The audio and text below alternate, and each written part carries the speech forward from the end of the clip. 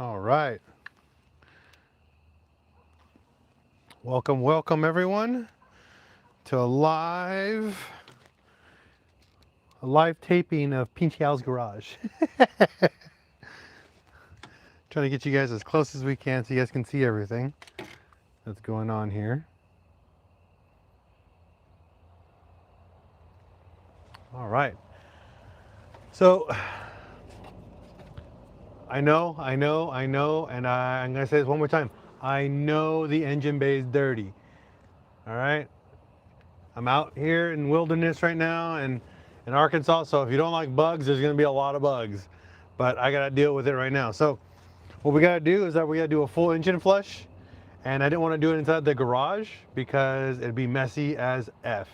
So we're gonna just do it out here in nature, and we're just gonna do a whole coolant, a full coolant flush in the car because it's sat with coolant for over 2 years without moving. MK1, oh, cool. Stroker Mark 1, I know, right? So we're gonna be putting some coolant in here, and we're gonna get the system all flushed out. I got a coolant flush chemical, so yo, what's up? I'll be right back.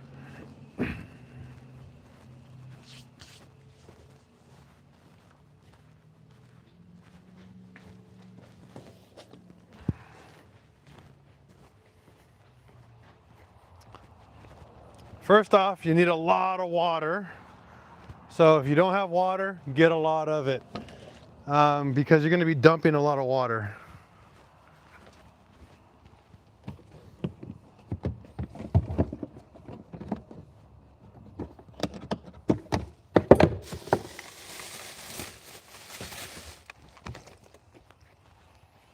So we're going to be using this chemical called, it's from a company called Blue Devil 3-in-1 radiator flush, oil degreaser, radiator flush, and rust remover.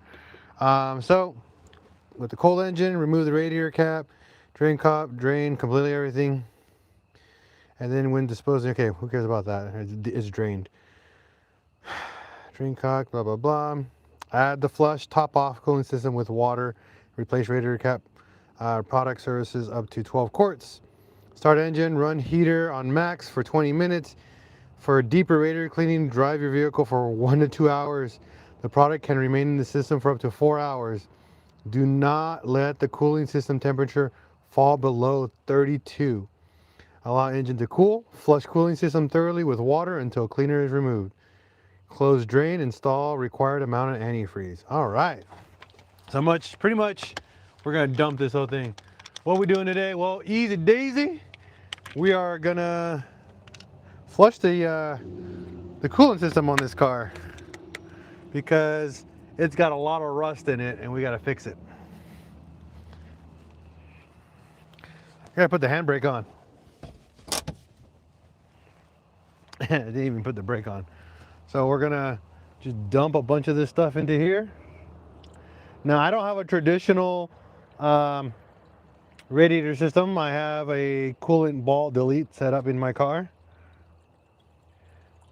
So I have about 1 or 2 quarts less than your average Mark IV.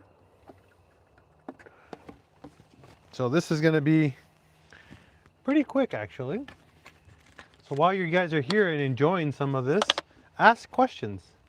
Definitely ask. So there's that. All right, so we got some water, and pretty much we're gonna just add. I'm outside. That's why I'm outside for this, because I don't want to make a mess inside my garage. Oh, one cool thing. No, I actually have a upgraded radiator, so I have a full aluminum radiator inside the car, so I don't worry about temperatures getting dropped. I mean, getting too hot. One cool thing about living out in Arkansas, we have fireflies. I've never seen a firefly in person. I just saw some today. So cool. Do you have troubles with the air in the system? Let me explain how that works. Encourage your viewers to share your life. No, I don't want to invite anybody. So I'll explain how you get air out of the system in these cars. Let me explain. Because this is a really good example, because I have a brand new heater core in here and I drained everything in this car.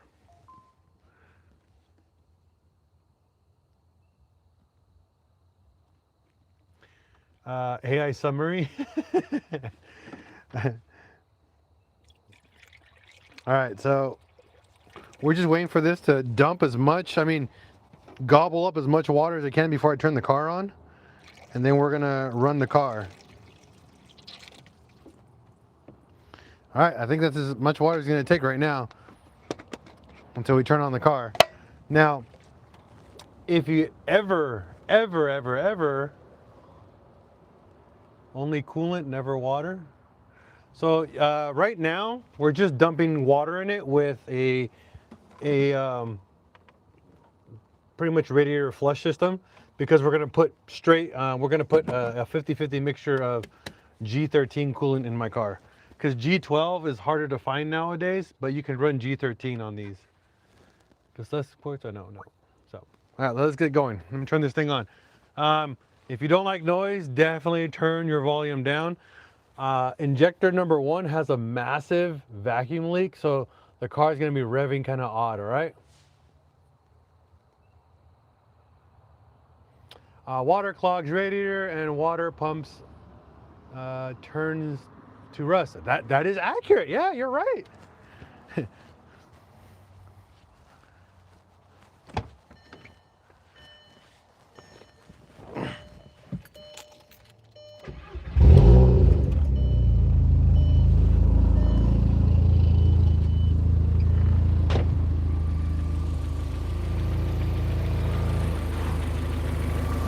So another problem this car has is it smokes a lot.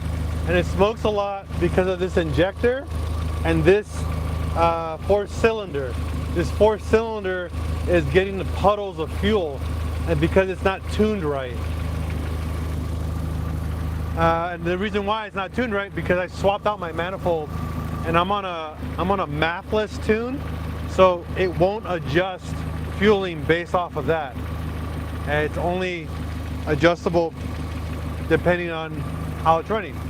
So pretty soon you're going to see a ton of smoke coming out of here.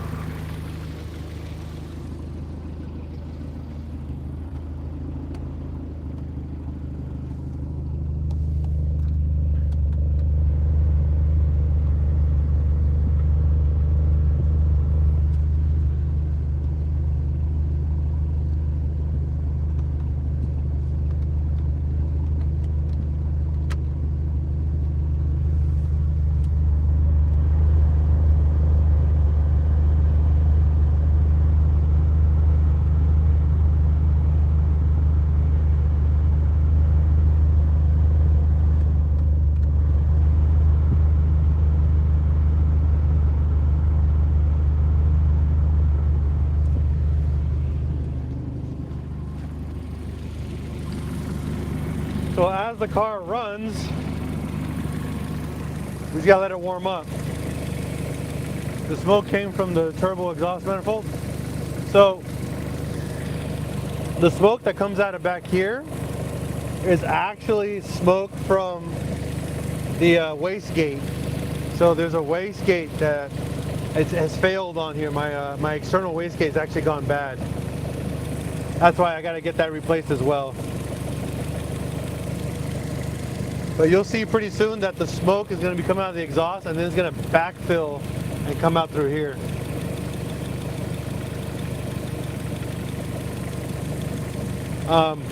The nice thing about my setup, the car warms up a lot faster than your traditional setups, and that's because I don't have the coolant system, the traditional coolant system in here. I actually just have a direct radiator and pretty much just a little bit. The car warms up pretty quick, and you're already seeing in the video the smoke coming up. It sucks. I thought I had a leaky valve stem, but I don't. I did a leak down test and a compression test, we're straight on that.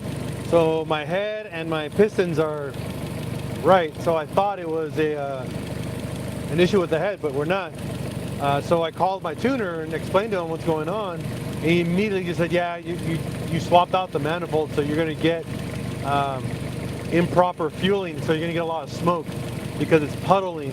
So I'm getting a ton of unburned fuel smoke coming out of here. And because it's a really white smoke, but it doesn't smell like coolant and it doesn't smell like oil. It smells gross, like unburned fuel. It's kind of an interesting smell. I'm not a fan of it.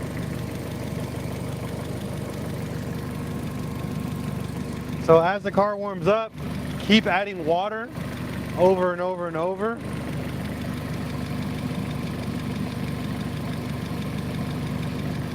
Now the one thing you're gonna need to really pay attention to, in a couple minutes you're going to keep going back and forth, checking your temperatures so you don't overheat.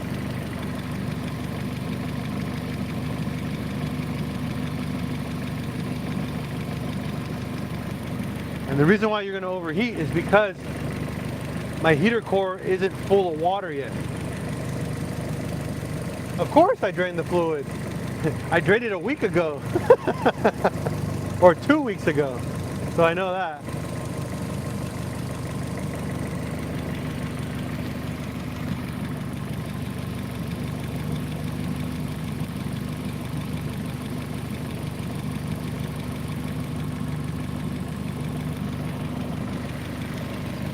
Alright, so I'm going to go check the car inside really quick. Be right back.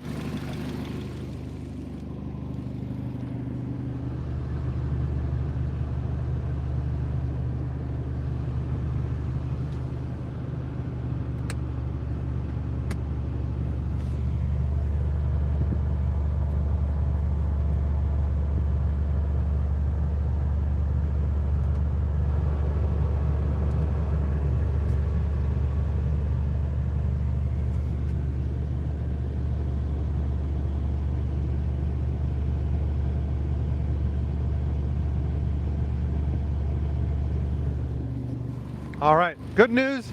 We're still at proper temperature. We're at 190 and we're pegged at 190. It's not going up or down. So that's really good news that the temperature isn't fluctuating. Bad news, I'm getting no water to the heater core. There's zero heat inside the car. So then the reason for that, we have to build pressure so we can force the water into the heater core. If not, it'll never pressurize and ever get proper heating. And this is a big issue with Mark IVs overheating. If you do not get water in that heater core cycling, I can guarantee you the car will overheat, like guaranteed.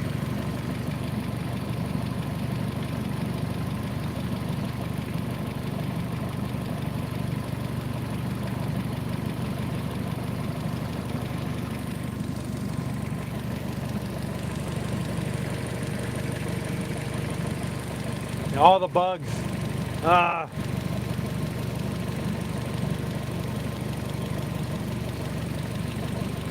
So what you want to do is get your radiator cap.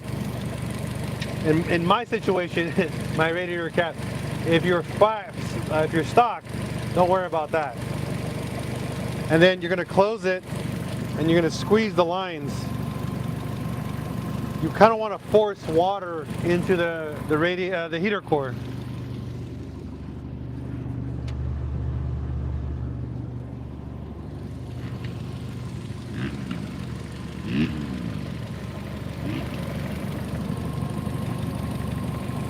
And you want to squeeze those lines. They're going to get hot, just FYI. They're going to get really hot. That's okay. That's what we want.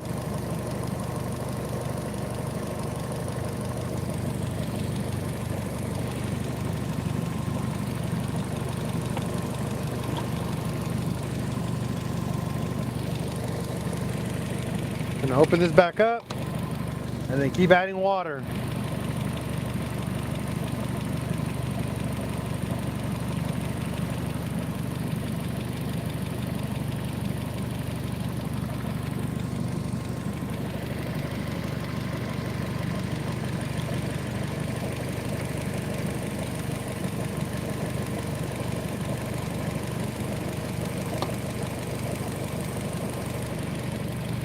And then this is the time when you want to go back and forth, checking the temperature, because now the car is actually getting up to operating temperature.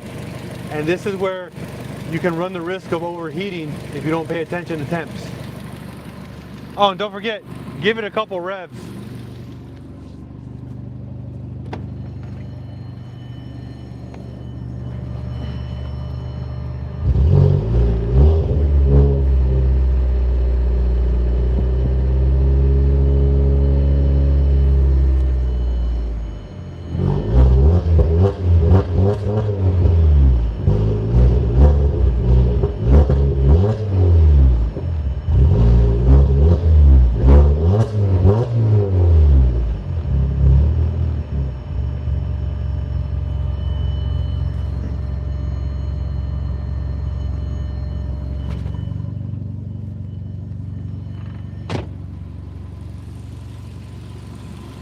All right, here it goes. Let's see if we get any more.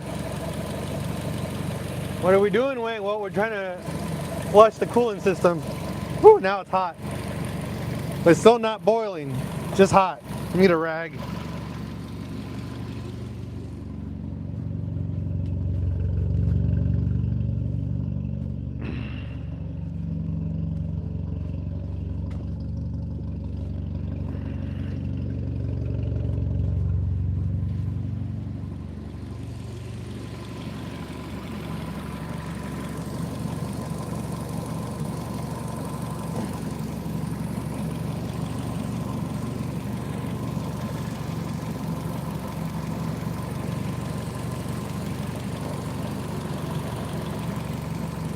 Come on.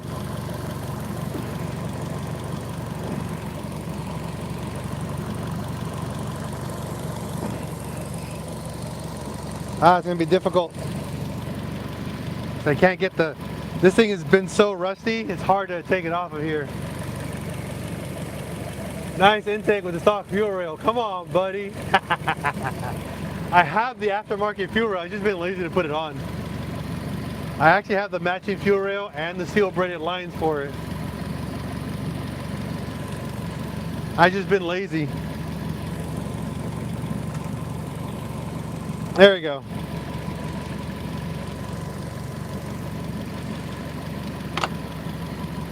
All right, let's check temps.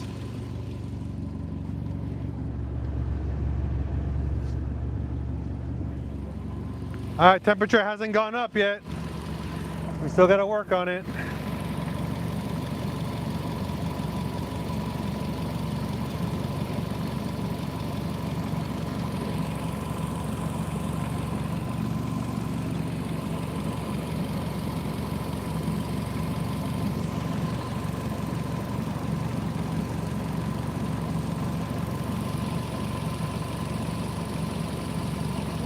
What we want is our thermostat to open, but it does not want to at all.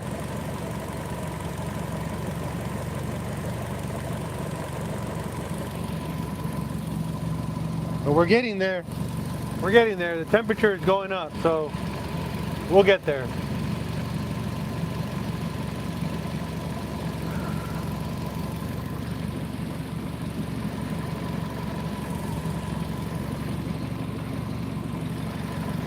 Now it's starting to boil a little bit, which is good. That means we're getting up to temp correctly.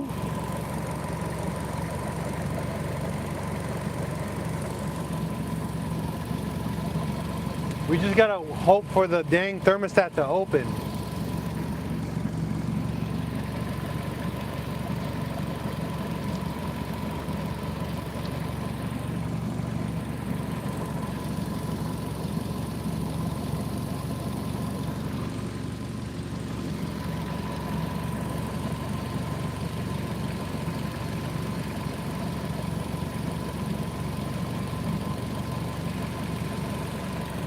Start screaming at it in German.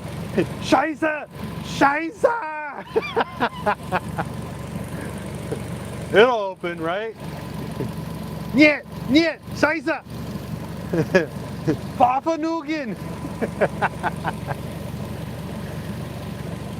That's all I know.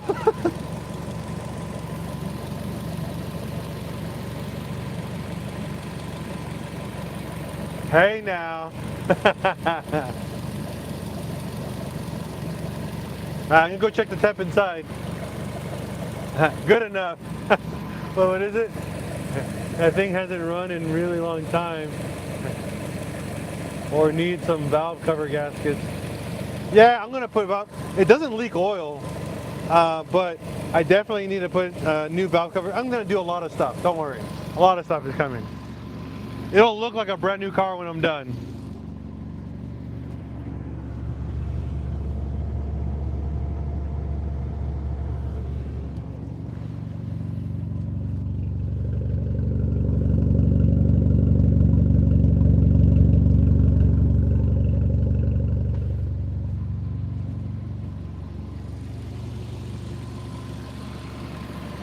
We're so close, so close.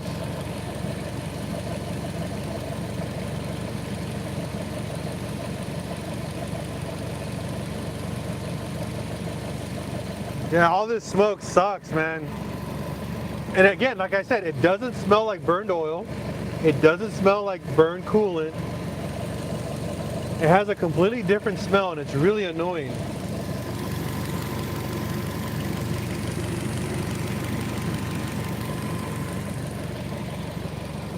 So I'm gonna check some other stuff when I'm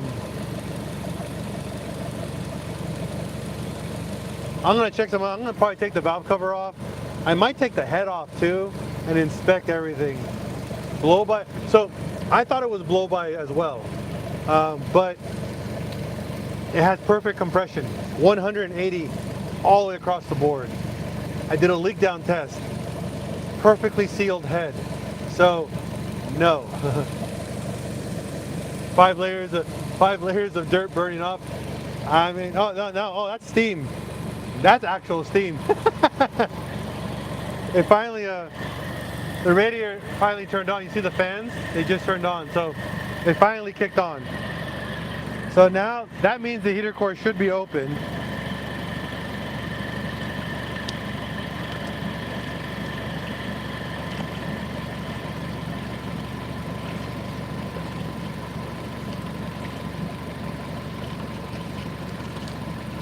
So I'm going to turn off the car and let that dump.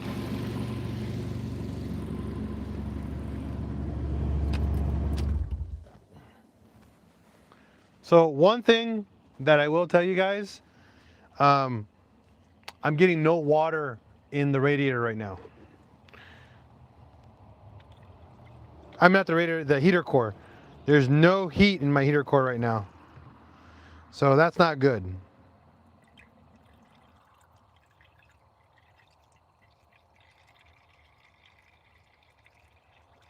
So what I'm going to do is I'm going to fill this up, put my radiator cap on, and see if we can pressurize the system long enough so it can get some, how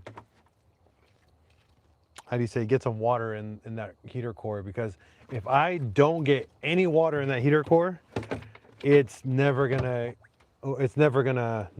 not overheat. So I'm gonna take this out, take my intake out, and the lines are not bent to shit, so that should not be the problem. So I don't know what's going on with that heater core hoses, but that's always been a problem with Mark IVs in general. Mine did that, and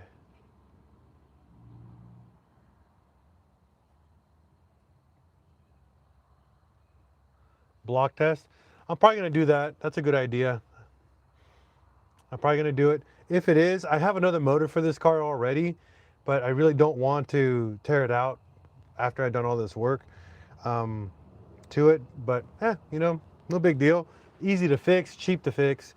It's just pull the head off, you know, hold it at high RPMs. That's what I'm gonna do. I'm just waiting for the water to settle in here so I can get more water in it and then do that.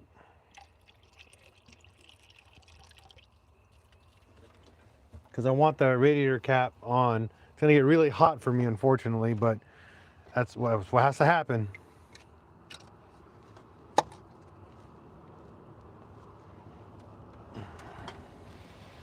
But I'd rather have this thing running right than, or not running right, but getting rid of all that rust that's in that block.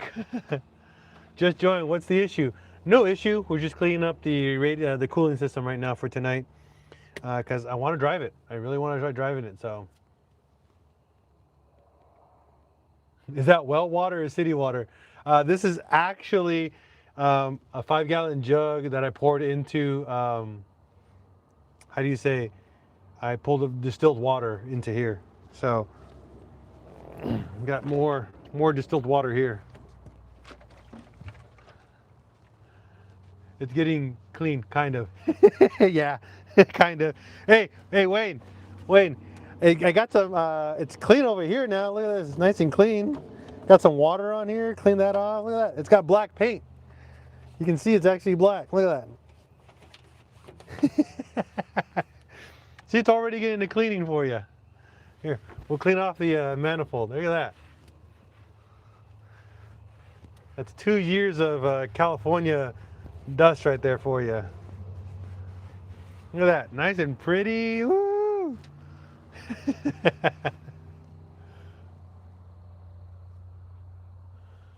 All right, let's get it back on. But this time we're gonna leave the radiator cap on. It's gonna get hot. I'm probably gonna have to pull the cap off. And the cool thing about these caps, they have a safety release. So when you crack them open, they won't fully open, they won't pop on you.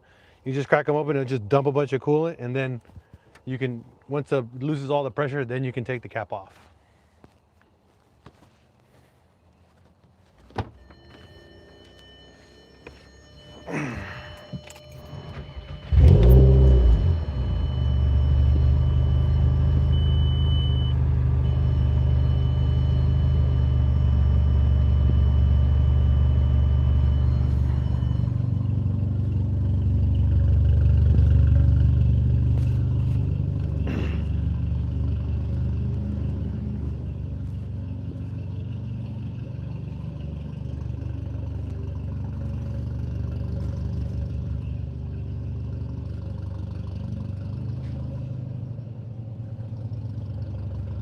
Gotta find something.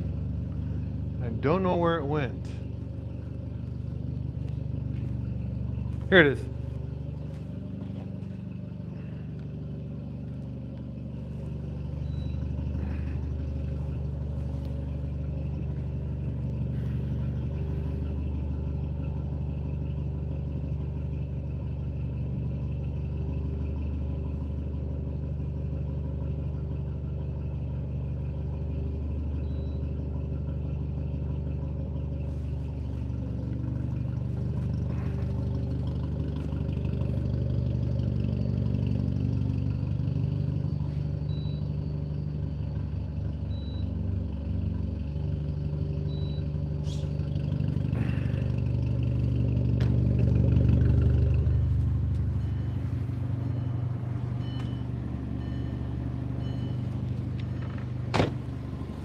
All right, we're letting it run.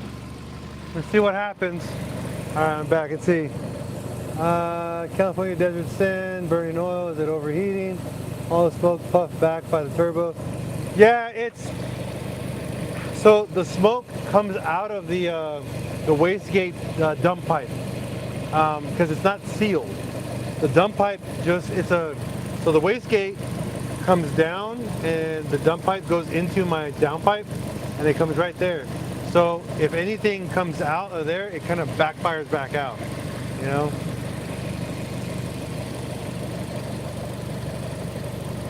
So we're gonna let it run, and hopefully it builds enough pressure so I can get these lines working.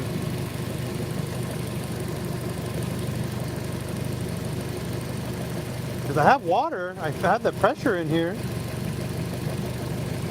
I can feel water going through it. I know, poor Filbert, I agree. It's been a while. We'll get him back up and running, guys. He's gonna have a good life again.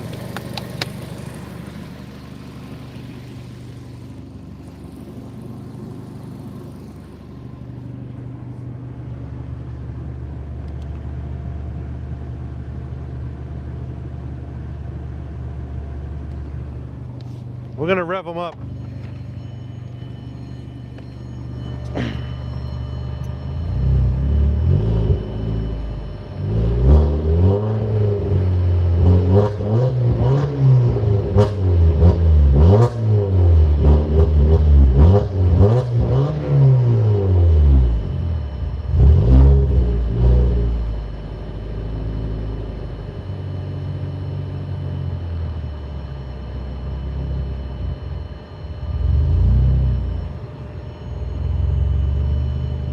Aha! Haha, it worked!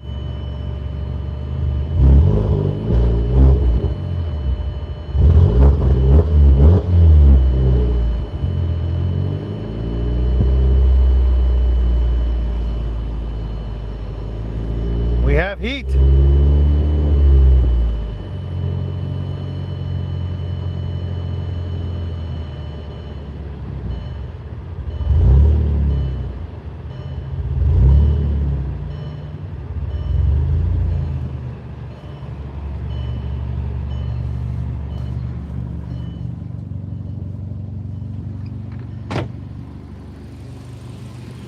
All right, we officially have heat now. That's good. Filbert is almost ready to have the steaks thrown on, right? Filbert will not go home with you. It's not a choice, buddy. I'm sorry. He can't do that. I'm sorry. Yo, what's going on, Steve Sapp?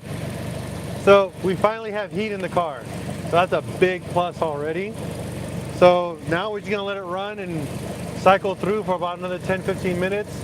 Once it's done, we're just gonna drain all of it. I'm gonna fill it back up, drain it, fill it back up, and drain it. I gotta get all that crap out of the system because since you're cycling through all this crap inside the head, it's coming in through the block, the radiator, the head, into the heater core, and back out. It's gonna stay behind. We gotta get it all out. We gotta flush it out.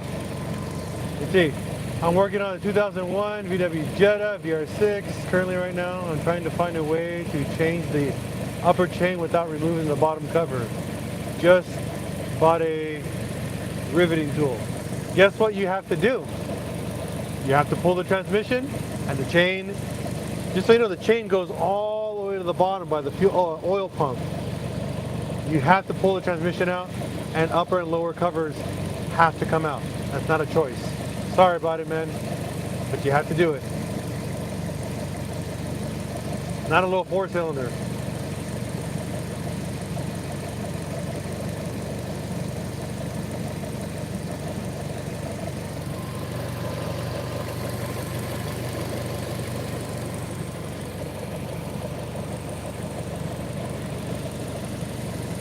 Oh, we just gotta keep waiting.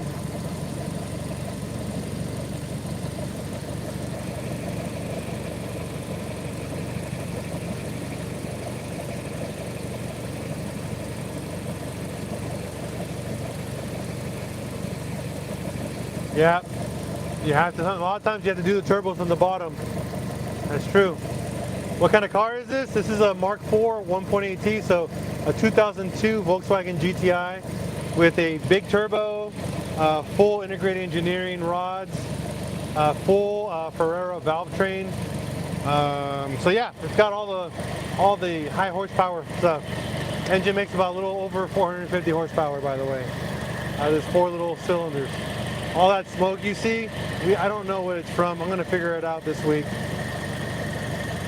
What turbo I'm running? It's a TD Performance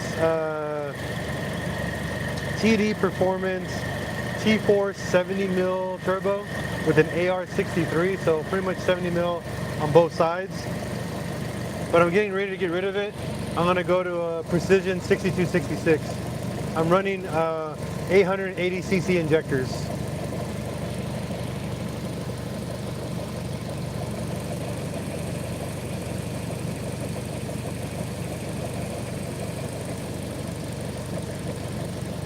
All right, I'm gonna go back and check the temperature. There's no belt. What belt are you talking about?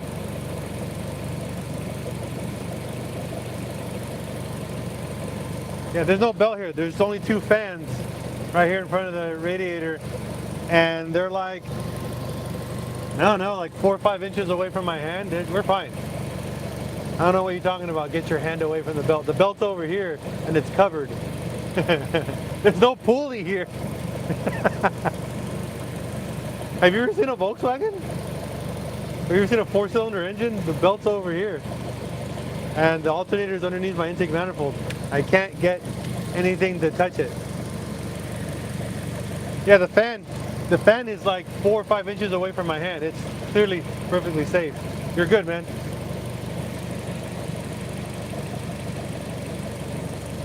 Those red cables, one of them is my starter wire and the other is my alternator wire. How did I end up here? I left my car parked for 2 years. I pretty much ignored it for 2 years because I've been through a lot of depression. And you know, I had a heart attack. I had multiple aneurysms in my heart, or AFibs. And then my mom passed away. So yeah, this is how we ended up here. That's how that worked. So I ignored my car, all my cars completely, and started riding motorcycles pretty much just to get away from everything.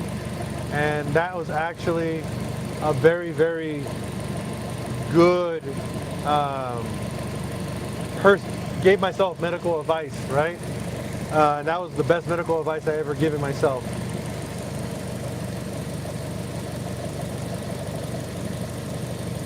N54 BMW, that's cool, nice. Yeah, it is a 1.8T, thank you.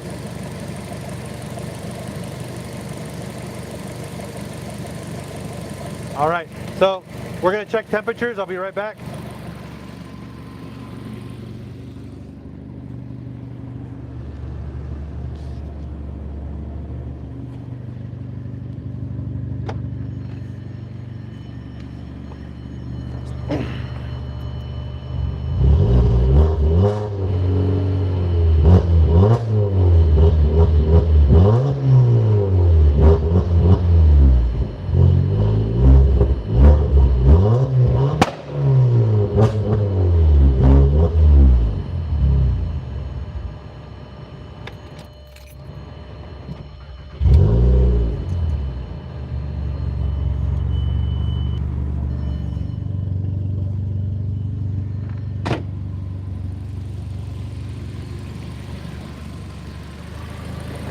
Yeah, this vacuum leak loves to kill my motor.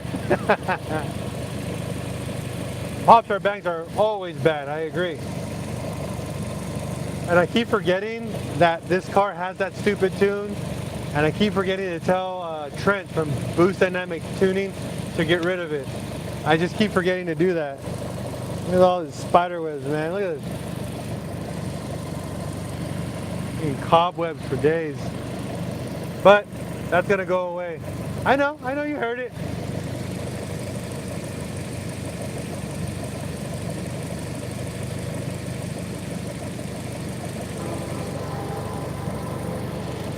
But the good news, we have heat in the car, finally.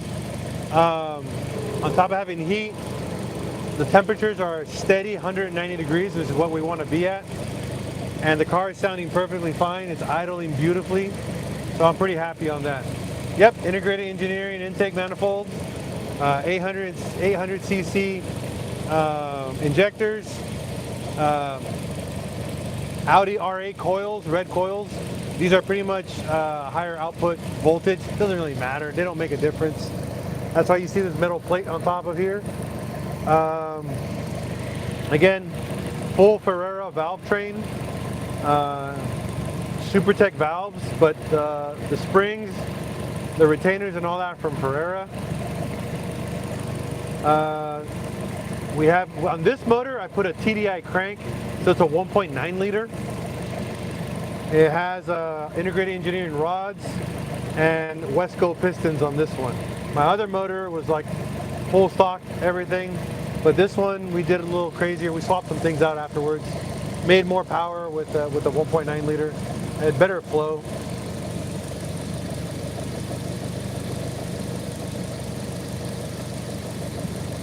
Diagnose a VR6 engine build with a 74. Ask about your performance parts. I wish I still had my MK4. Most people who get rid of the MK4 always want it back. TDI crank the same as the stock? No. TDI cranks are actually forged cranks and they have a longer stroke. That's why TDIs are 1.9 liter.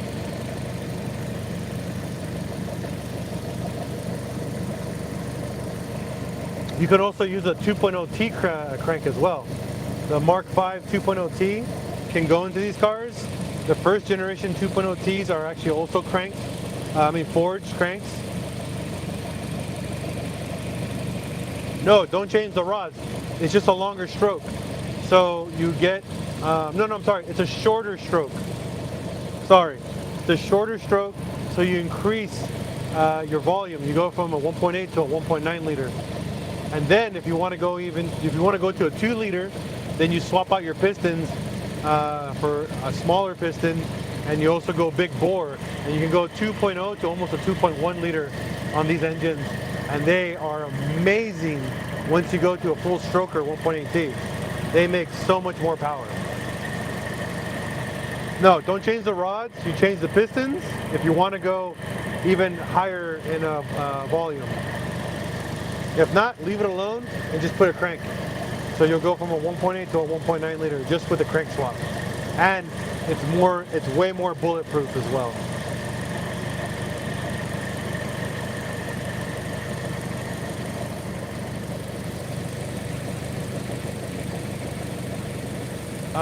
I am on YouTube right now.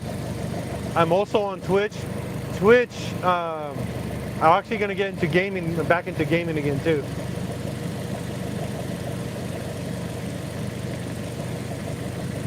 That's correct, Wayne. The exact same timing and everything. Everything will match up exactly. It's just the only difference is just the crank. Timing will be identical. Everything will line up how you're typically. Yeah, back when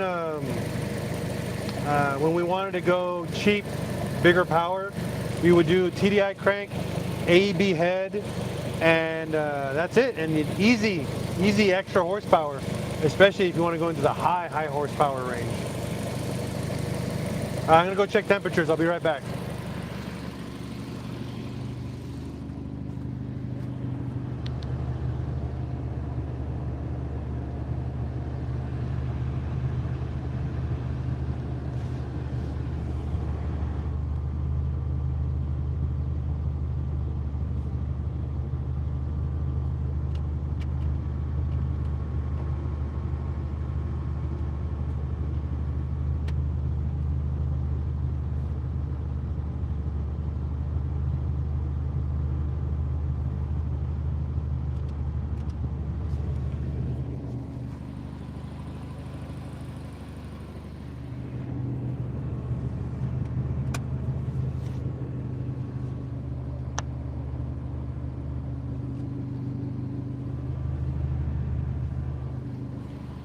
All right, I am happy with that.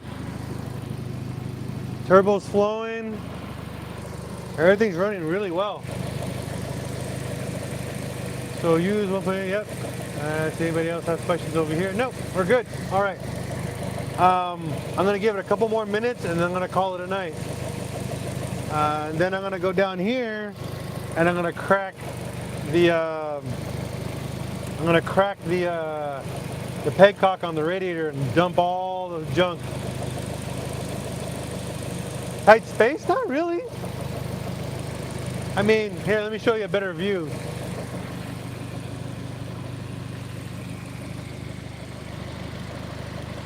I mean, I have all the space in the world for the timing.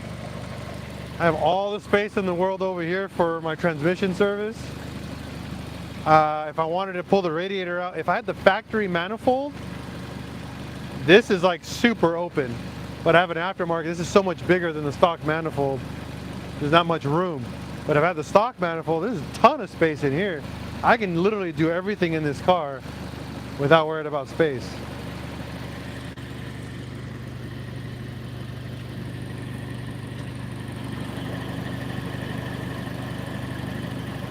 Fans are on. I'm happy about that.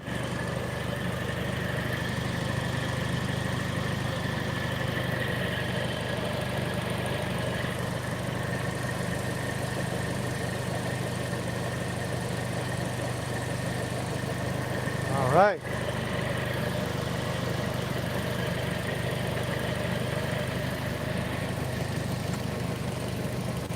There you go, Wayne. I'm wiping it down for you. Look at that. Nice little wipe. Here, I'll even do the valve cover for you. Look at that. Nice.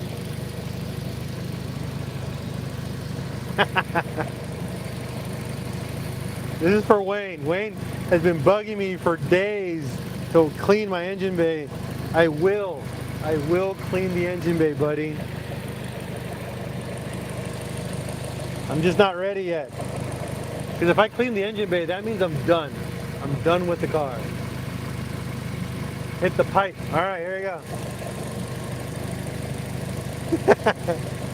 There you go. Right over here. Feel like this right here, I gotta polish all this. I gotta polish my my intercooler piping and all that other stuff. You're welcome, Wayne. I gotta give you shit, buddy. All right. I'm gonna go one more time and check my my pressure. Oh, look at that. Brake sensor's off. All right, there we go. That's fixed. Woo!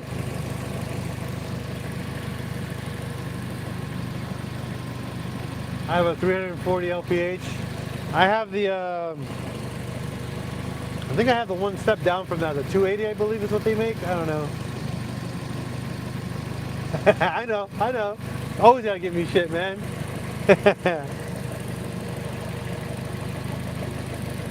Dude, there's so much dead stuff in here. Ah, man. Been neglecting this car for so long. I can't wait to get back. Yeah, cause I'm gonna pull all this off. I'm probably gonna pull the motor. I'm pretty sure that's what's gonna happen.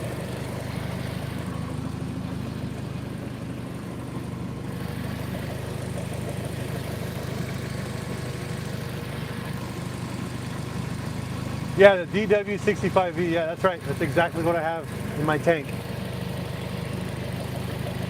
I've actually been thinking about running a fuel line from here to over here and run a second anti-surge fuel tank on this side to run right into my fuel lines and have even more pressure with the ability to have no surge. So I can have a how do I say have more fuel on the twisties.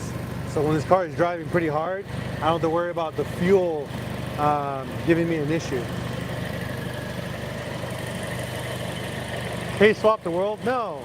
Why would I case? No, VR6 swap the world, bro. I actually have one. I just I'm lazy to put my high pressure fuel rail in here. Just lazy. That's all it is.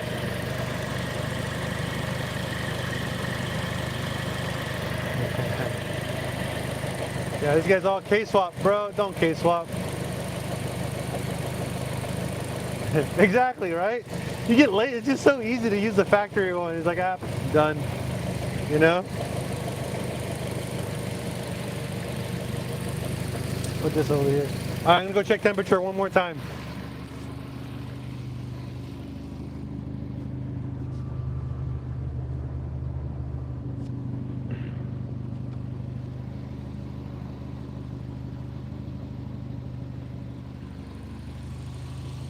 All right, looks like we're good.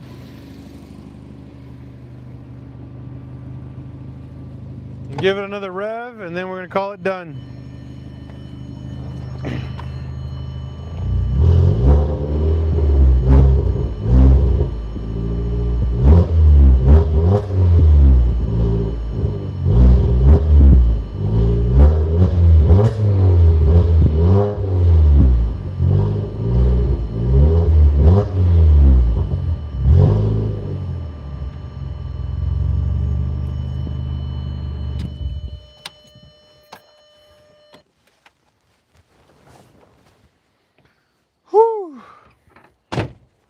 All right, now this is the shitty part. I gotta dump all that coolant. Cough, cough. Yeah, I know. No, I thought it was the turbo leaking oil. So, me and my tuner have a theory. Because we didn't. So I don't know if you guys noticed, but there's no MAF airflow sensor in here. I also don't have a second O2. So this is a wideband ECU car. From the factory, they have two O2 sensors, a MAP sensor and a mass airflow sensor to control pretty much all the fueling, okay? I don't have a mass airflow sensor and I don't have the secondary O2. This car fuels off a boost. So depending on the amount of boost I have, I get the amount of fuel going in. My wideband O2 sensor will read that and then compensate for the difference in what's happening. So thank you, Ink, the artist. It's dumping fuel. That's exactly what we're falling into. It's dumping too much gasoline because it was tuned for a stock intake manifold, not, okay, not a, how do you say, not the integrated engineering. My AFR should stay around 13 to 13.5 is usually where it sticks at. But lately, because of this manifold, it jumps from like 13 to 18, 13 to 18. And it's this fueling is not running correctly. So we have to take this all apart and I have to call my tuner and get this retuned. So I know that's what our theory is. And I'm hoping that's what the problem is. That's correct. It uses the map and the O2 sensor to compensate for fuel, but the map runs off a boost, and this manifold wasn't in this car when I tuned it. It was a stock manifold. This manifold flows way more air than the stock manifold, and it mixes fuel a little differently than a stock manifold. These actually have velocity stacks inside of here versus the stock manifold not having it. So the fuel getting dumped in here, from what he's saying to me, it's puddling. And that's why we're getting a lot of smoke out of the exhaust. And the reason why I'm saying that happened is because the day I swapped out my manifold, that's what happened. It started smoking. Stock throttle body. Yeah, we use a stock throttle body on this build. I do have the Hemi throttle body, but when I ran the Hemi throttle body, with this one, it was hitting the hood because of this manifold. Question for me. What's up? What's the question? Ask away. My brother argued with me about changing the intake. He said it shouldn't change fueling. I told him it does change. Yep, you're 100% right. It does.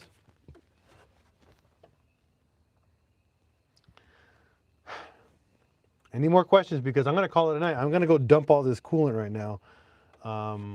Actually, I'm going to open the radiator cap here. Just so you know, this has a safety pressure release, so it's going to dump all to the ground. Just like that. Don't worry, don't panic. I've been doing this for quite a while. Thank you, Wayne. You too. You have yourself a good night too. Good luck, brother. Okay. Had to disconnect my wideband and getting a smaller smoke too, but my tune out of whack about adding fuel. Yeah. Oh, thank you for sending the rose. I appreciate that. I also did hood tune for shits and gigs. Yeah, I don't like the shits and gigs, man. Sorry. Shits and gigs kill your motor and kill your turbos. Yeah. So I go through Trent Smith. He's the guy and the owner of Boost Dynamic Tuning, or BDT. That's why he tunes everything. All my cars have been tuned by hand. My VR6 Turbo, my big turbo 1.8T on my GTI, my big turbo Corrado. He's also tuned my my Mark II big turbo. So I go through him only because he actually sits there and dedicates the time for tuning your car. It's all remote though. It's all remote tuning. So as long as you have good internet service while you're driving, log in your computer, do your logs, do your runs with him, and then he'll fix all the fueling as you go. Oh, 2.0 stroker. Yeah, buddy. I love strokers.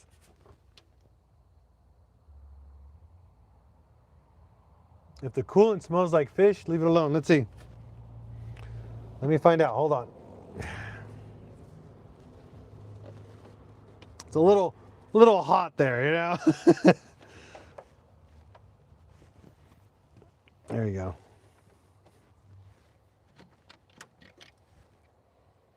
No, it doesn't smell like fish, but it looks like mud. That's for damn sure.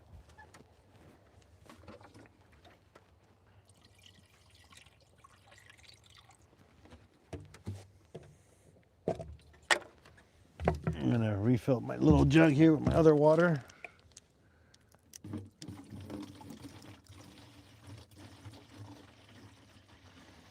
So I always use distilled water, but no matter what you use, it's gonna get rust. And it's gonna get rust quick if you don't drive your car.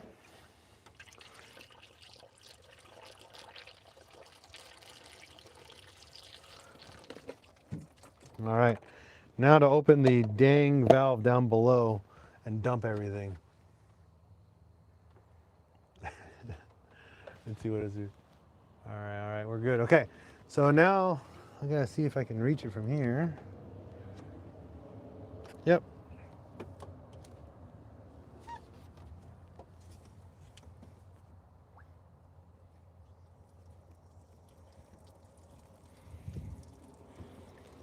There you go. Dumping all the coolant from down below. Didn't even have to jack up the car. That's why I love doing all the deletes in your engine bay. Doing a lot of deletes, like relocating your battery to the trunk, doing the coolant ball delete, relocating all your vacuum lines and all that, gives you so much more room to work with. It's insane. So all that smoke you see, it's not smoke, it's just steam. Just a heads up, okay? We're just draining the coolant. And while it's draining, we're gonna add more water.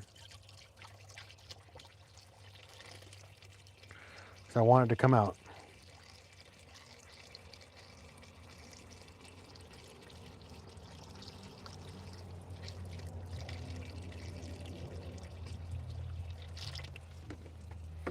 And then what I'm gonna do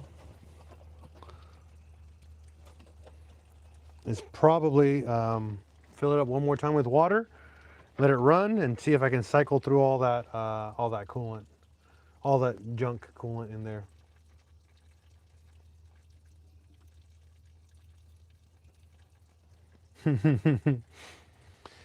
Yeah, I think I want to pull the motor just because I want to get the engine bay super clean again. Probably respray it. I'm probably gonna run some paint thinner and sand everything back down, and then give it another respray of paint, and then probably do the engine as well, repaint everything on the engine. I think it just needs that much. TikTok PincheAls. Did you just go over to the TikTok?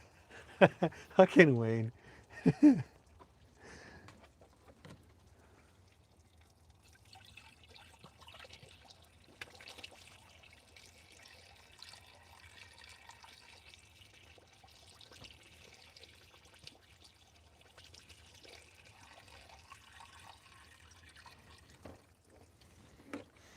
And I'm just gonna let it drain onto the ground because it's just rust and water in front of my house, so it's like whatever.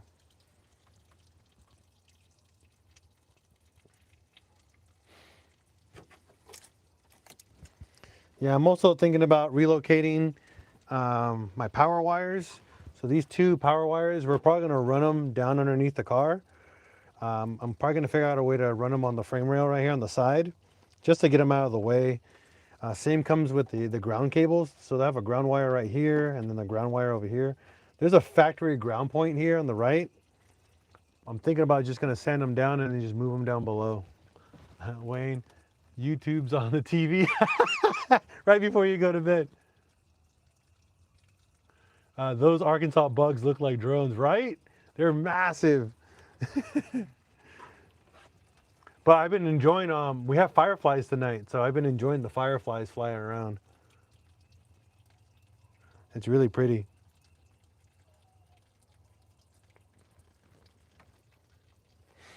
The next part of the diagnosed a car's fuel issues due to an aftermarket intake manifold. See?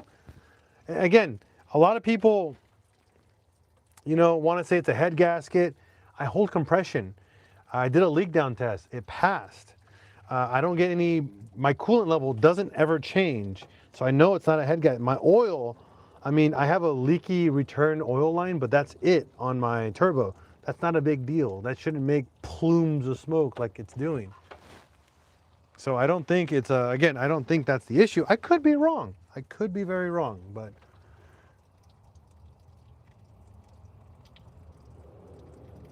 exhaust could be, okay, so if it was building pressure in the coolant system, the coolant should bubble, just so you know.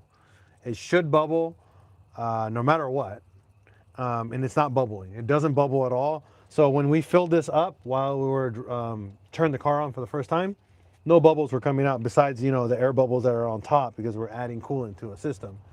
But yeah. Pull the water pump, check the fins. Actually, I want to replace the water pump anyways. Again, it sat for 2 years. It sat for 2 years not moving. I should replace the water pump anyways. I'm gonna do a whole timing setup on the car anyways. I want to do a new belt, tensioner, and all the other fun stuff because it sat for way too long.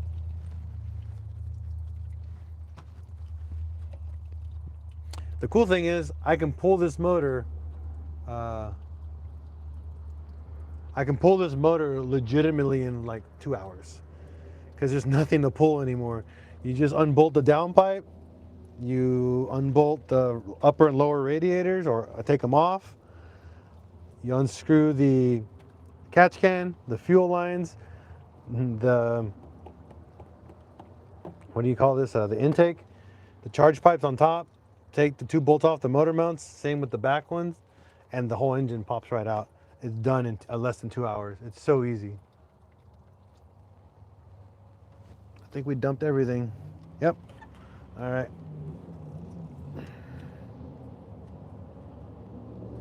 Closing it up and filling it up. Doing it again one more time. And then I'm gonna go inside and go watch a movie with my family.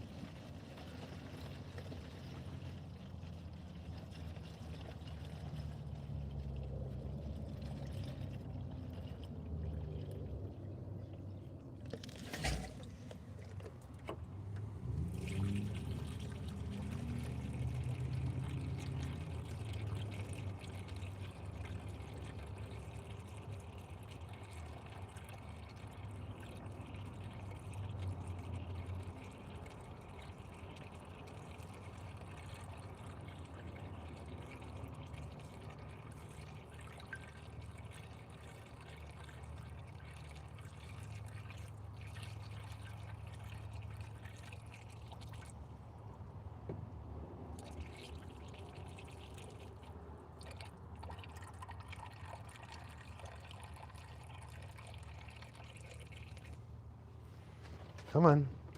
You know you got more room in there.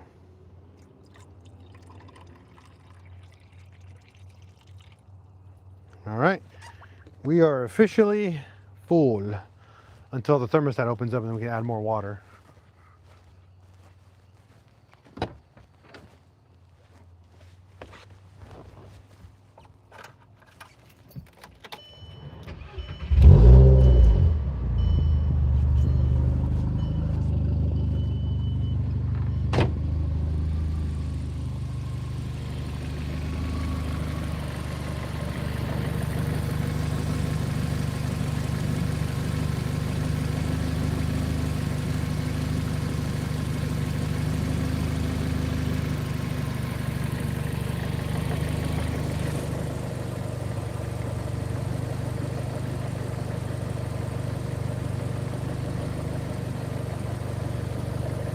All right, bro, my timing belt just went last Saturday. My wife, oh no, that sucks. Hopefully you didn't bend all your valves. Oh man. Yeah, you gotta replace your timing belt every 75 to 85,000 miles.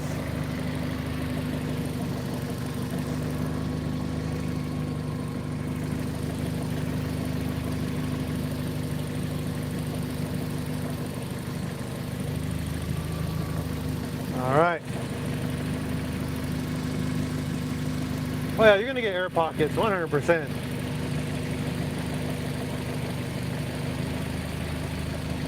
All right, so I'm gonna let this run for a little bit, and then I'm gonna call it a night.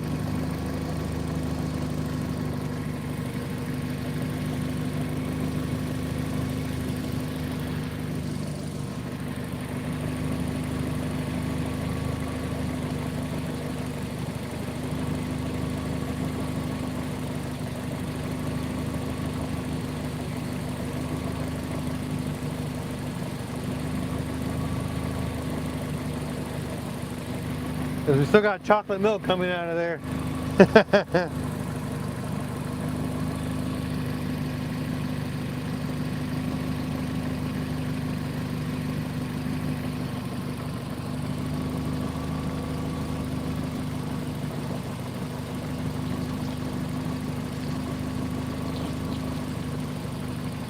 Man, all that rust.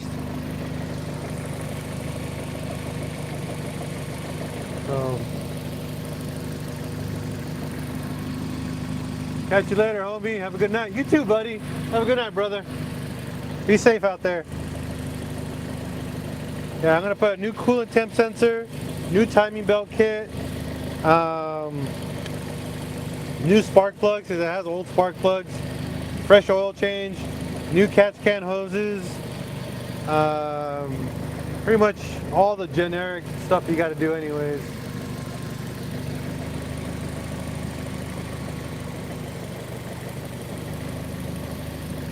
But the rust color is so much lighter now than it was before, so that's good news. I gotta hurry.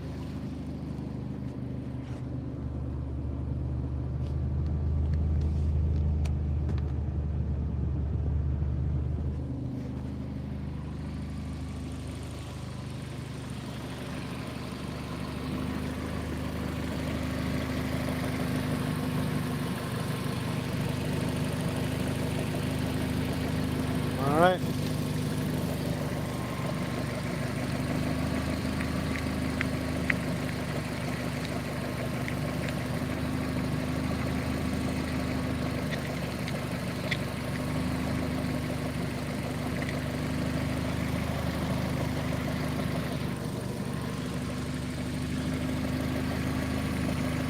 Oh, here it comes.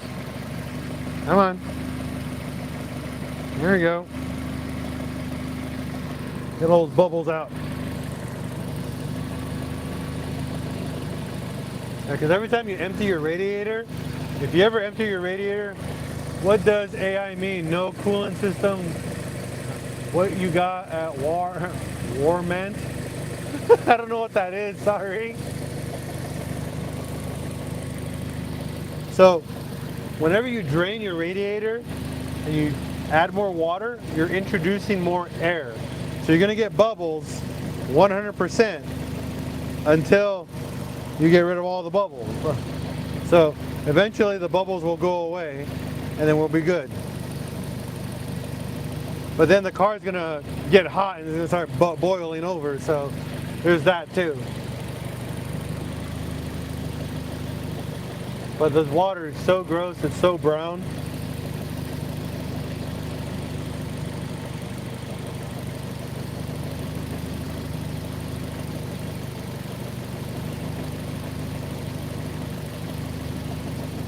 Yeah, I might have to drain this multiple times to get the water nice and clear again, and then we can add fresh coolant.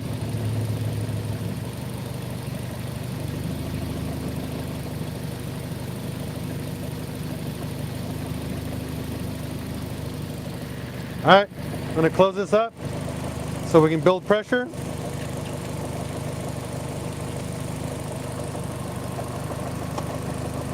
And that's what you want to do, is build pressure.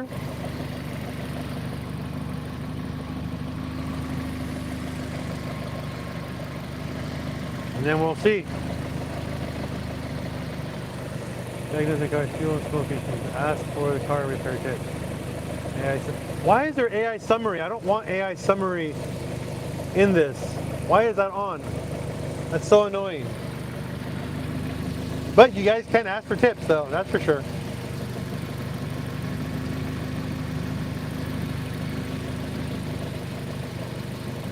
Alright, we always want to wait till the fans kick on. That's how you know your cooling system's actually working.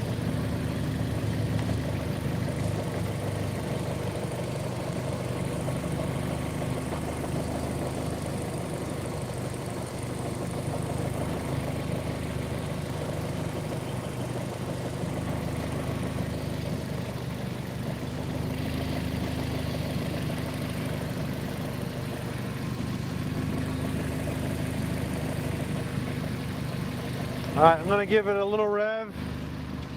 Get it hot.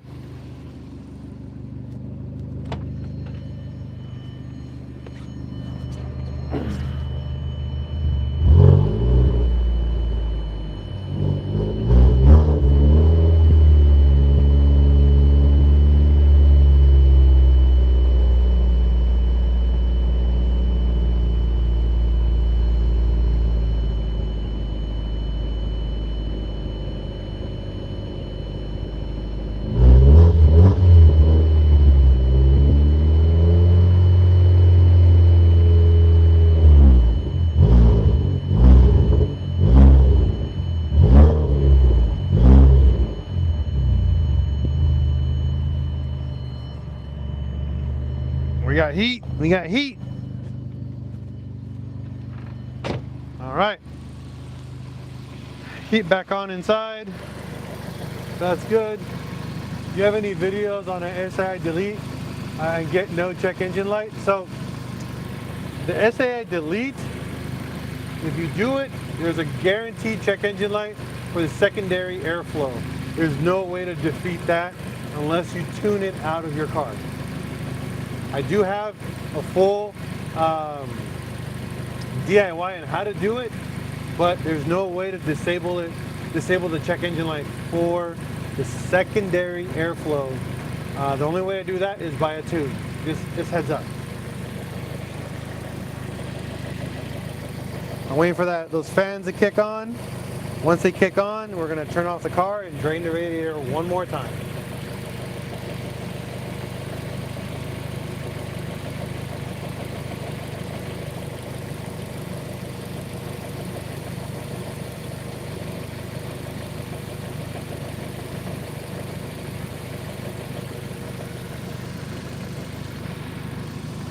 Awesome, thank you. Yeah, you're welcome, man. Totally welcome. Oh, and by the way, the check engine light that you get for the secondary airflow does not affect any of the car's performance. Just so you know. All right, come on, radiator fan. Kick on, kick on, kick on. I want to move forward. I want to move forward.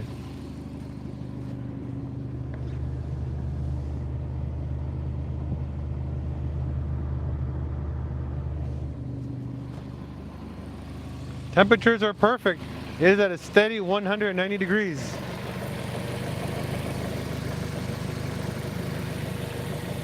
Just the fans aren't turning on. It's always annoying.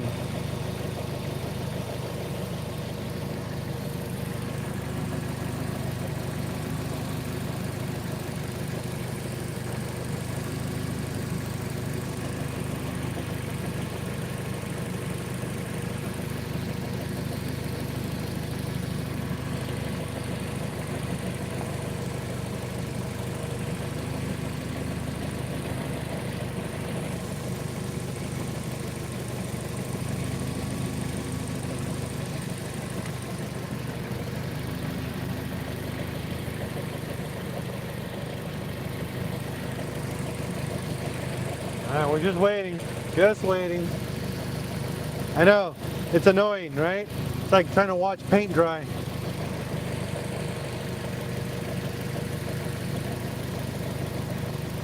Come on, fans.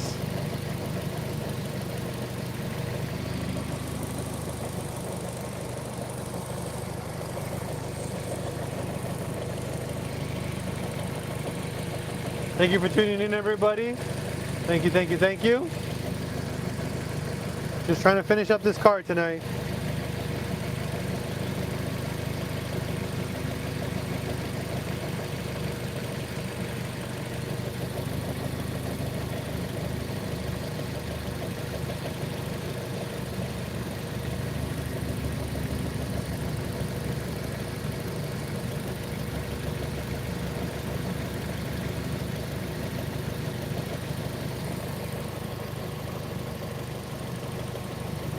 Come on, fans, turn on. You suck.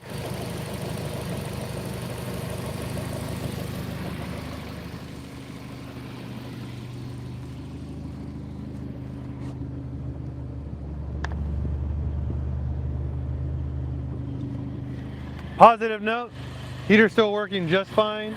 Ah, there they are. Woo!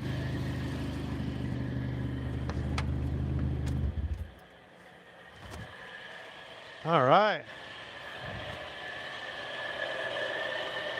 Here it comes. Can't wait for that to turn off.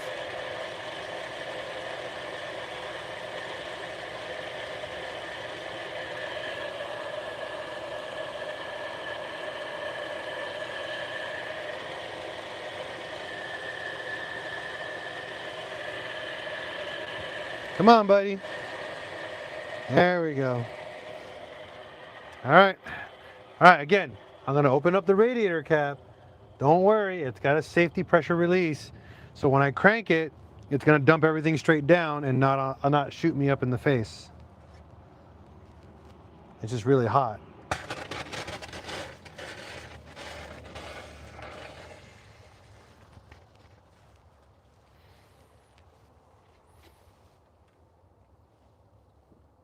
So if you'd be like, oh no, you're so stupid, it's so unsafe doing that, bro, chill.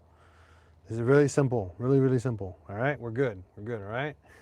I'm already waiting for the keyboard ninjas to be like, oh my God, he's doing something so wrong and so unsafe.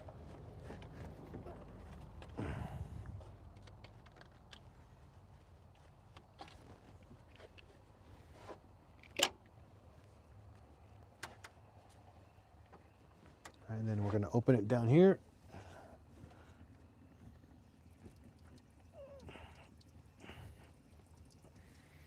All right.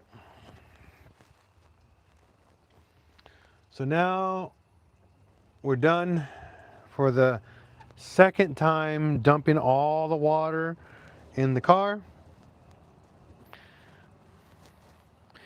We have to do this to make sure there's no no more chunks of rust.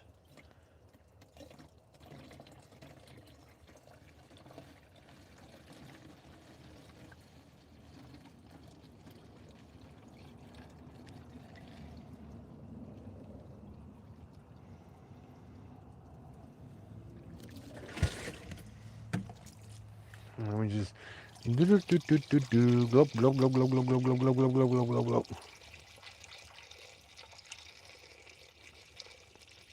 Fill that sucker up. It's draining at the same time I'm filling it.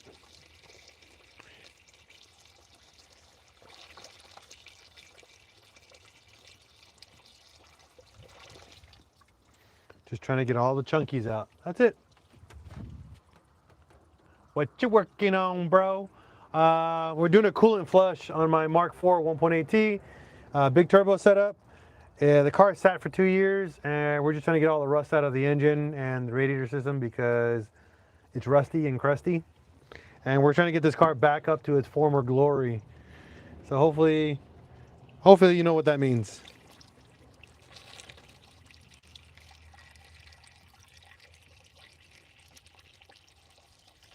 In other words, I'm doing a full restoration on this car, like full restoration. I just did the interior. I just got to do the headliner.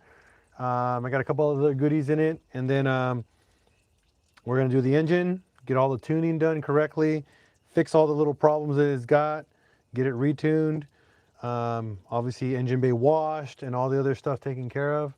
And then when that's done, we're gonna paint the car and put new wheels on it and call it done.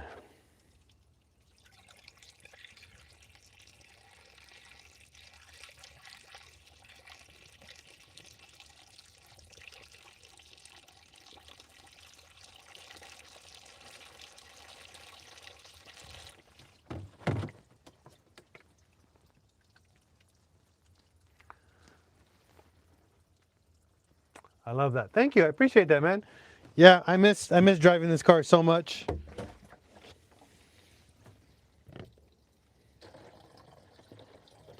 That's why I'm putting all the effort back into it.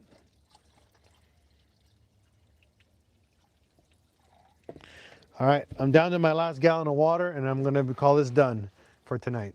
I just want to make sure none of that chemical stays inside this engine bay, because I know that chemical likes to eat through metal.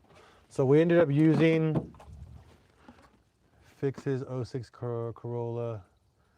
Head gasket first, timing, first time doing it. Nice, hell yeah. So we use this thing called Blue Devil 3-in-1 radiator flush. Pretty much, it just cleans up all the junk inside of your engine, radiator, heater core. Well, this is a brand new heater core, but everything else pretty much in here. Some of the hoses I don't have to replace in this car because they're all brand new. They're just dirty as shit. So that's kind of annoying, but that's not bad. All right. It's almost done draining. Come on. Finish, finish, finish. Let's see what's coming out of it. Ooh, hot water. That's what's coming out of it. Oh, it's got a little bit of rust still. Not too much.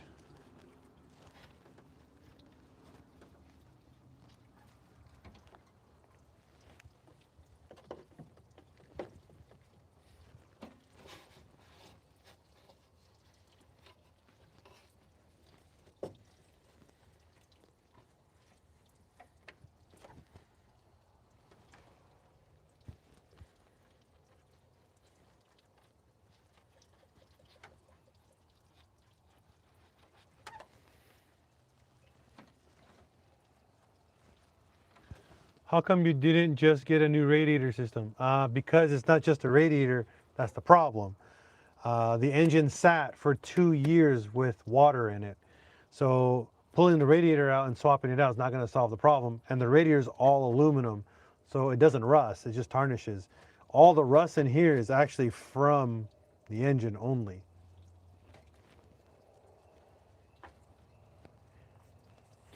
So we want to get rid of all that junk that's inside of the system.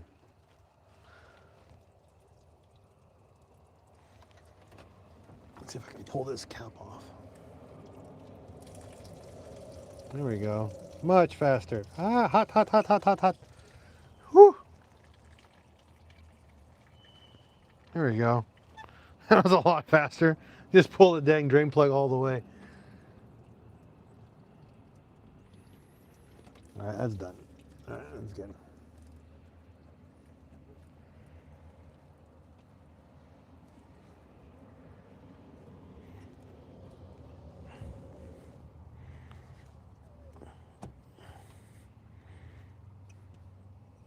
Okay. All right, let's fill you one more time up.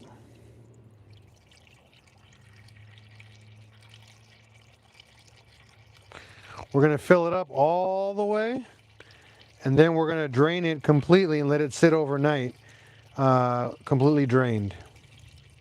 And then tomorrow, I'm going to put brand new fresh coolant in this and actually go for a drive.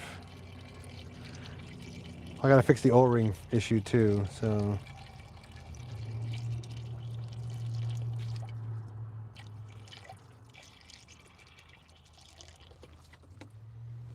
All right, let's turn this guy back on.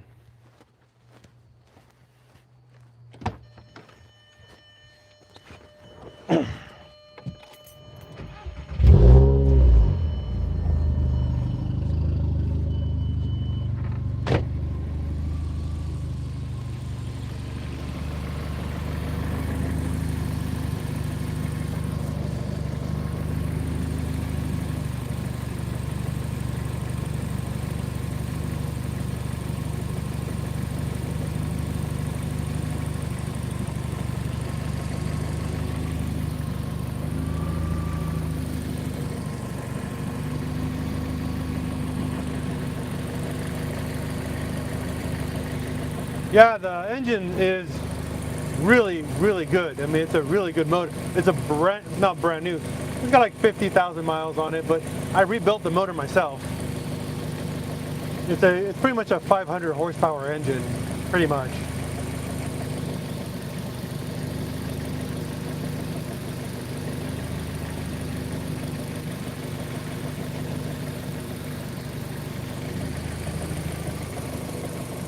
Yeah, thank you, buddy. Thank you.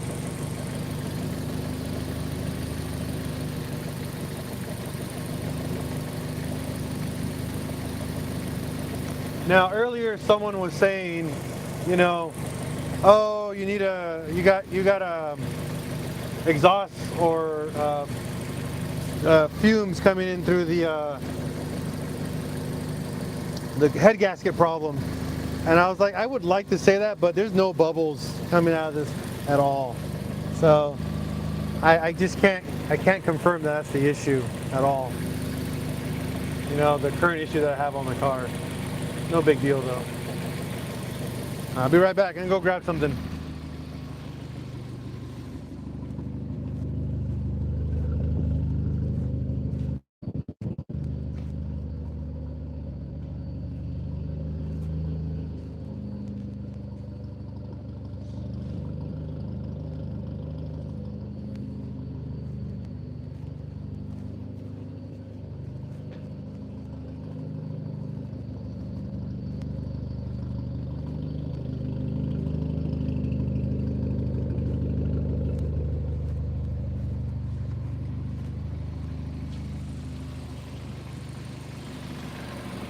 All right.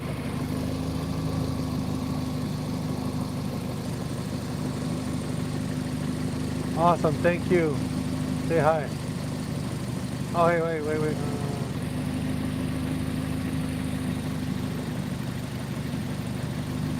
Oh,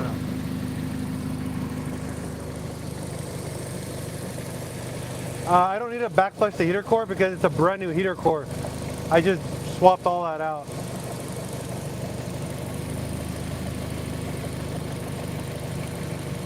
Yeah, actually, I pulled the HVAC system out of the dash, new heater core, repaired all the blender doors, repaired the fresh air vent, refoamed all the seals on pretty much on all the entire HVAC system in this car. On top of that, I fixed the entire interior. I actually plastic welded all the door panels, repaired all the leather, fixed all the body trims. I mean, everything's done on the interior. This car is freaking solid. Yeah. No, I'm not kidding. Like, I spent a lot of time restoring the interior of this car. And I think it's better than when I bought it, you know? Oh, you want to see the interior? Sure.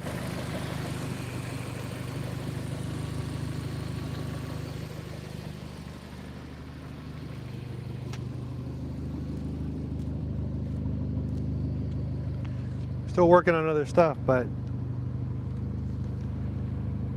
I don't know, it's pretty dark in here. Let me bring the work light over here.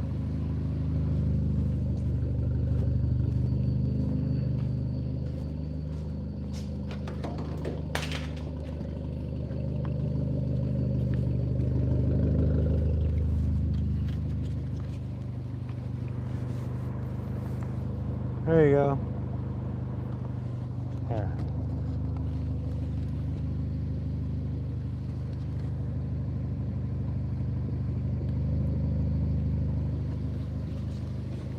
Does that help?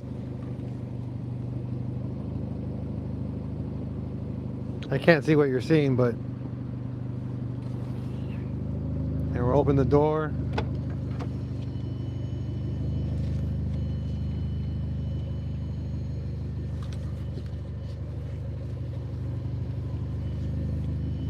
So all that's been repaired.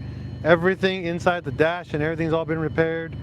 All the wiring, everything's been fixed.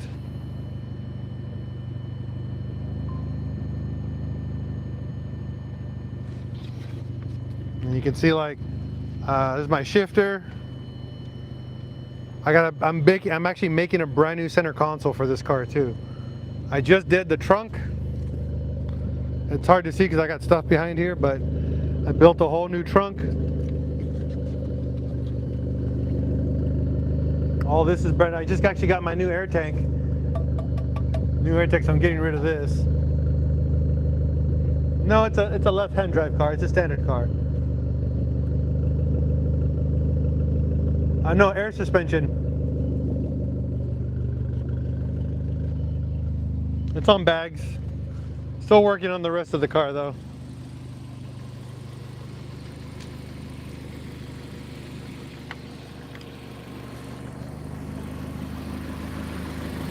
That's it. I don't mess around when I do builds.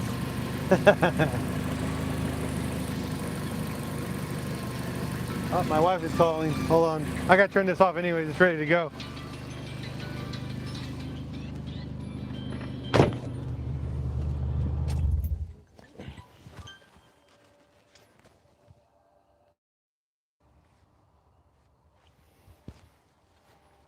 All right, hold on. How to talk to the wife, you know? One bumper is on that Jetta. That one actually has the Bora R front and rear bumpers. I told Pittman I chatted with you. Awesome, Cam. Cool dude. Let's see. Question. Out of topic. I got a long engine without accessories. Oh, long block. Crank, new pistons, new rods, but one cam is a little off mark. Is that okay? Or the marks have to be perfect? They have to be perfect. If not, you are going to bend a valve or something worse. So don't, if your marks are always off, double check your work. Always double check your work. You're probably not timed. All right.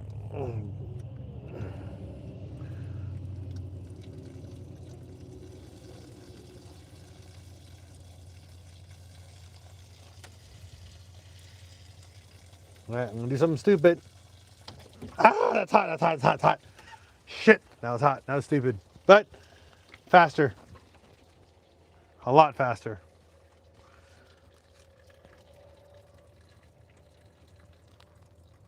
Thank you, Samuel. 100% right. Never cut corners. Do it right the first time. If you're second guessing your job, then it's probably not right. Double check it, quadruple check it. You have timing marks for a reason. You have timing marks on the crank. You have timing marks on the cams. You have timing marks on the cam gear. Just double check everything. There's a reason why all that's there. Nice, D-Series. I haven't heard of a D-Series in such a long time. Such a cool motor.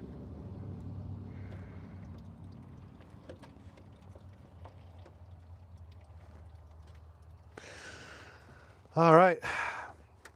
Well, I'm gonna call this a night. I think enough crap came out of this that I'm pretty satisfied with the outcome tomorrow. Because tomorrow I gotta add fresh coolant to this car, and I'm actually gonna probably be able to drive it. Ben Lopez Gramps, what's up, man? What tune do you use? I use a tune from a company called Boost Dynamic Tuning. The guy you want to talk to is Trent Smith. That guy's been tuning Mark IVs forever. Super good guy. Currently, a good tuner that's coming up and like crazy is Carrot Top Tuning. He's doing some cool stuff for Mark IVs. I would highly recommend checking him out. I don't know much about his stuff yet, but he's doing some pretty cool stuff out there.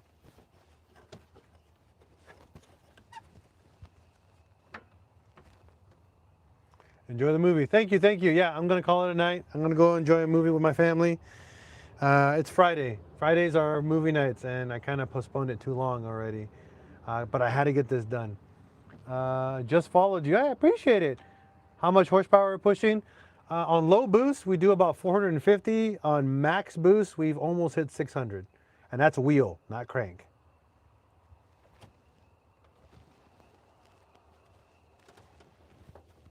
But I typically drive this on low boost. I'm usually like at 15, 20 PSI. I like it around 350 to 400.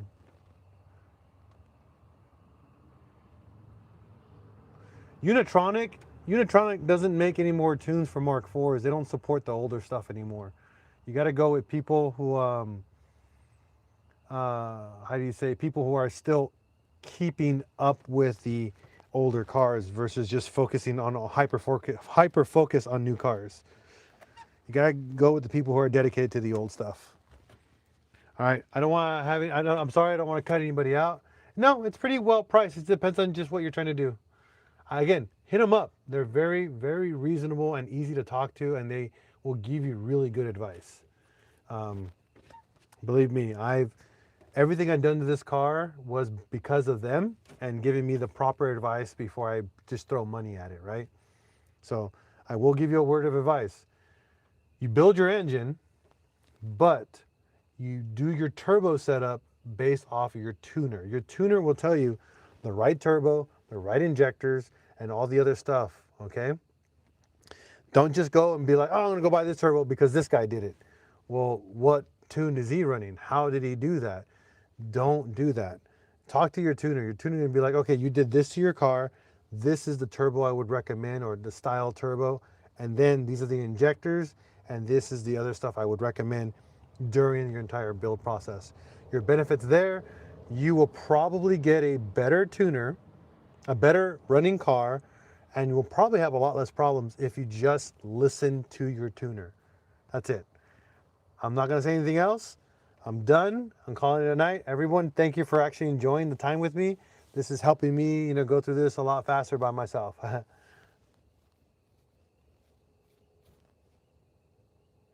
Yeah, no, stay away from those off-the-shelf crackle, hot crackle, the crackle tunes. Stay away from that. That's all garbage. All that shit's garbage. So one thing I will tell you, those guys steal tunes from other companies and then they just redial them in and use them they pretty much just steal other people's tunes. And then what they do is they just name it whatever they name it for themselves.